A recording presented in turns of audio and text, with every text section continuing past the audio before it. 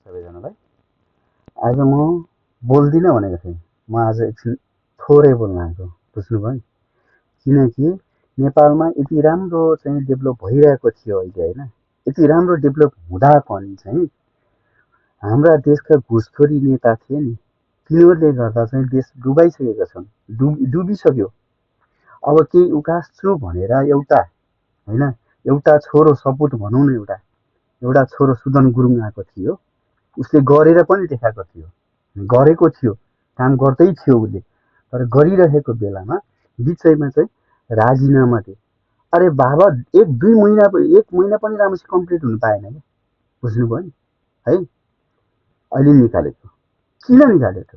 निकाल्नुको कारण के? त्यो रिजन होइन, रिजन के थियो? मिडियाबाजी थियो नि होइन, तपाईँहरू झोले होले मिडियाबाजी गरेर तपाईँहरूले चाहिँ निकाल्नु भएन। तर हामीलाई उही लिडर चाहिएको छ, हाम्रो देशलाई, हाम्रो देश सपार्न हो भने उही लिडर चाहिएको छ, बिगार्न हो भने तपाईँहरू झोले जानुहोस् त्यो ठाउँमा, बुझ्नुभयो नि? जसले गर्छ नि, काम गर्छ नि, खुट्टा तान्ने प्रवृत्ति हाम्रो नेपालमा पहिल्यैदेखिको हो। किनकि आज मात्रै होइन यो चलन, पहिल्यैदेखि थियो यो चलन। त्यो चलन चाहिँ सुदन गुरुङजीले चाहिँ नष्ट गर्नुभएको थियो। अहिले धेरै राम्रो काम गर्नुभएको थियो, सर्टेन टाइममा चाहिँ एकदम धेरै राम्रो काम गर्नुभएको हो।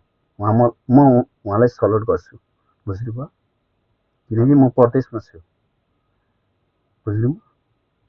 कसले पठाएको परदेशमा? नेपाली केही नेपालका छन् नि, जुन म नेता भनेर आए नि, हाम्रा हजुरबाउ भनौँ न, त्यो बिग्रिएको हजुरबाउहरू,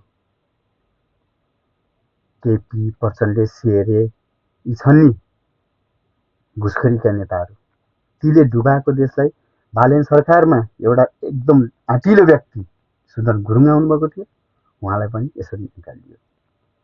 हामीलाई मुही चाहिन्छ, बुझ्नुभयो नि? भोलिको दिनमा पनि हामीलाई सुदन गुरुङ नै चाहिन्छ। प्रत्येक ठाउँबाट आफ्नो आवाज उठाउनु भयो, प्रत्येक ठाउँबाट चाहिँ फेरि उहाँलाई नै राख्ने चाहिँ व्यवस्था गराउनु पर्यो। यो मिडियाबाजीले गरेको यो काम हो, यो निकाल्नको लागि। अब लुट्न पाइएन, देश लुट्न पाइएन, घुसखोरी गर्न पाइएन होइन भनेर त्यो कारणले गरेको हो। एनी हाउ हामीलाई सुदन गुरुङ चाहियो, बुझ्नुभयो? भोलि हामी नेपालमा आएर बस्ने वातावरण भनेको अबको सरकारले बनाउँछ, त्यो हामीलाई 100% ढुक्क छ। त्यस कारणले गर्दाखेरि वी निड सुदन गुरुङ। जय नेपाल।